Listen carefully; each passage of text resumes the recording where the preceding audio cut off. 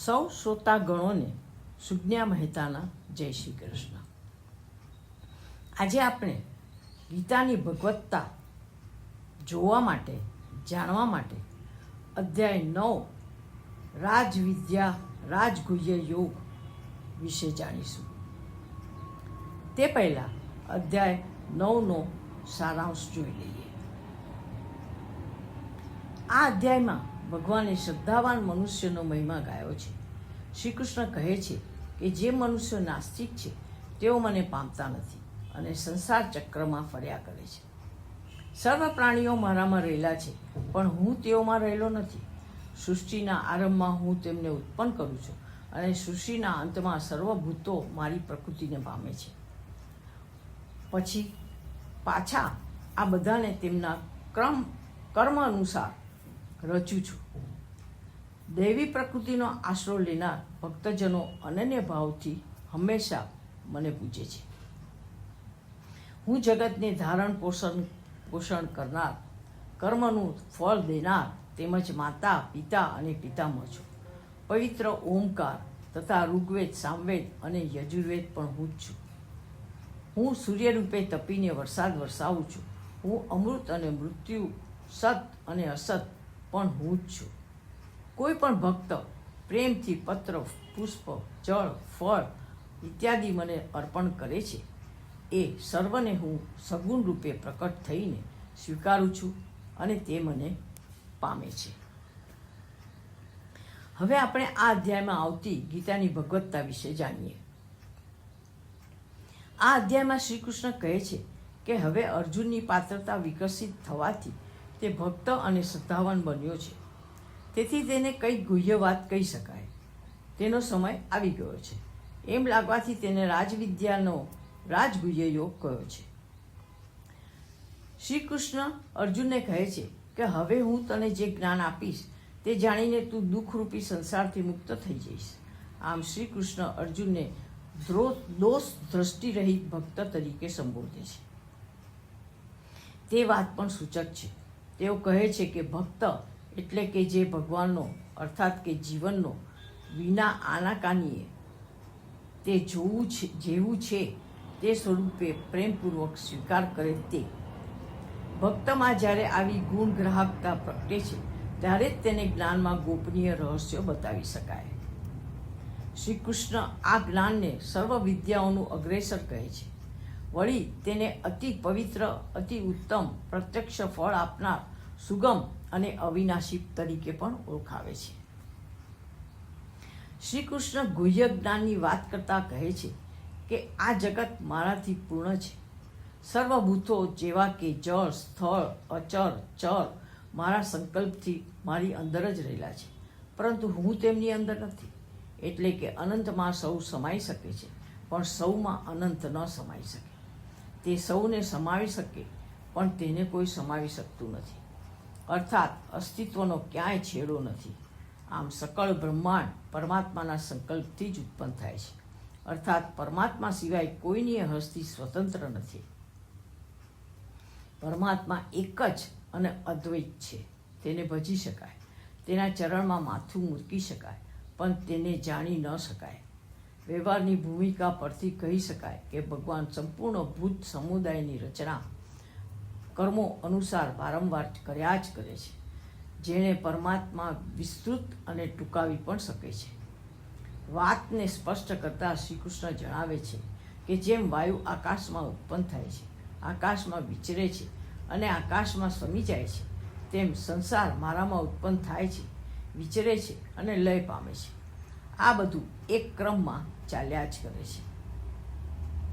પછી તો આખી વાતનો જોગ આપતા શ્રી કૃષ્ણ કહે છે કે સંસારનો ઉદ્ધાર કરવા માટે મનુષ્ય રૂપે મને વિચારતા એટલે કે પરમેશ્વરને સાધારણ મનુષ્ય માનીને તુચ્છ સમજે છે. તેઓ અસ્થિર ચિત્તવાળા, તેઓ વ્યર્થ જ્ઞાનવાળા અને તેઓ રાક્ષસી પ્રકૃતિના હોય છે. જે લોકો મારામાં આસ્થા રાખે છે, મારા અસ્તિત્વનો સર્વદા સ્વીકાર કરે છે અને મને ભજે છે તે દિવ્ય પ્રકૃતિવાળા છે.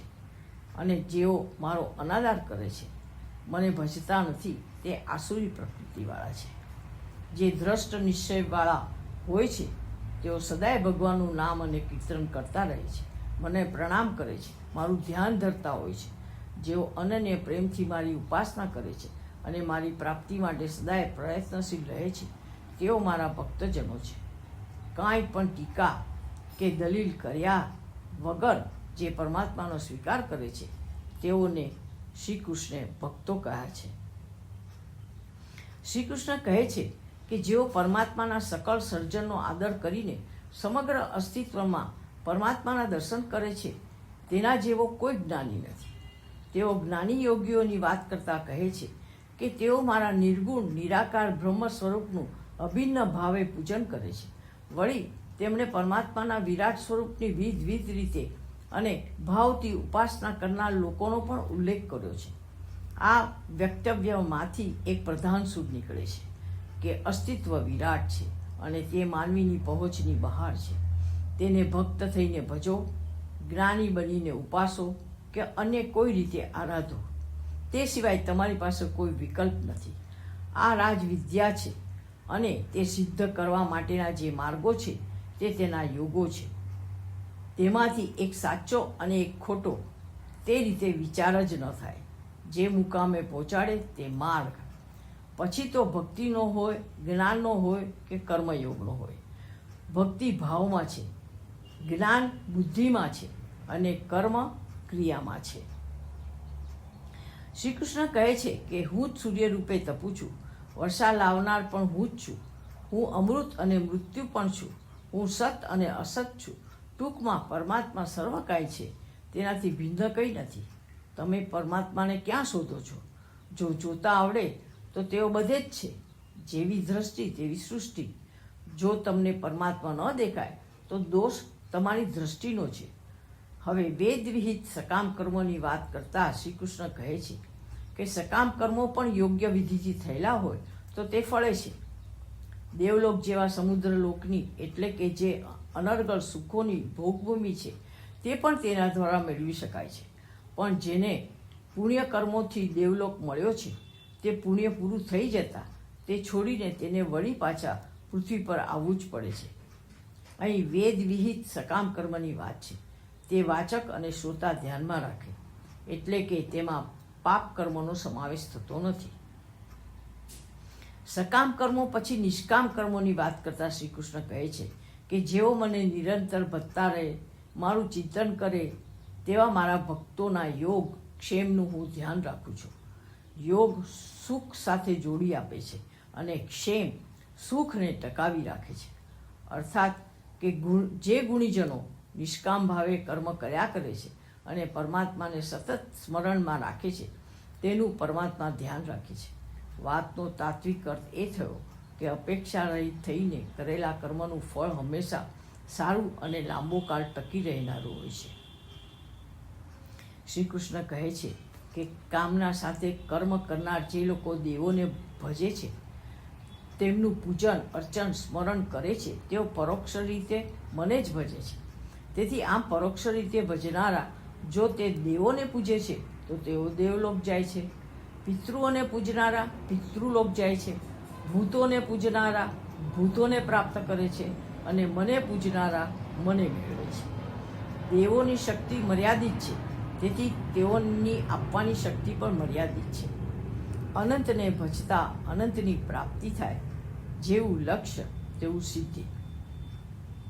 શ્રી કૃષ્ણ કહે છે કે હું સર્વભૂતોમાં સંભાવથી વ્યાપીને રહેલો છું. મને કોઈ પ્રિય નથી કે અપ્રિય નથી, પરંતુ જે લોકો મને પ્રેમથી ભજે છે તેને હું પ્રત્યક્ષ થાઉં છું. અતિશય દુરાચારી માણસ પણ જો અનન્ય ભાવથી મારી ભક્તિ કરે છે તો તે સાધુ માનવા યોગ્ય છે, કારણ કે તે લક્ષ્ય પ્રતિ સ્પષ્ટ છે.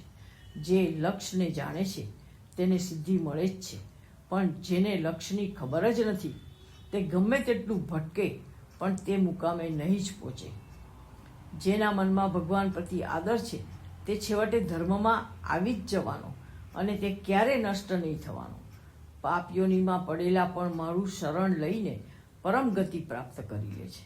પછી જે પુણ્યશીલ ભક્તજનો છે અને જેઓ પરમાત્માના શરણમાં આવેલા છે તેમની પરમ પ્રાપ્ત કરવાની બાબતે કોઈ શંકા જ રહેતી નથી. અહીં જે શરણની વાત થઈ છે તે ભગવત્તાના શરણની છે. અંતે શ્રી કૃષ્ણ કહે છે કે તું મને એટલે કે પરમાત્માને સમર્પિત થઈ જા, મારો ભક્ત બન, મારું પૂજન કર, મને પ્રણામ કર, મારામાં ચિત્ત રાખનારો થા. આમ ધ્યાન ધરતા તું મને પ્રાપ્ત કરીશ. ભગવત્તાનું શરણ લેતા ભગવત્તા મળી રહે છે, એમાં કોઈ શંકા નથી.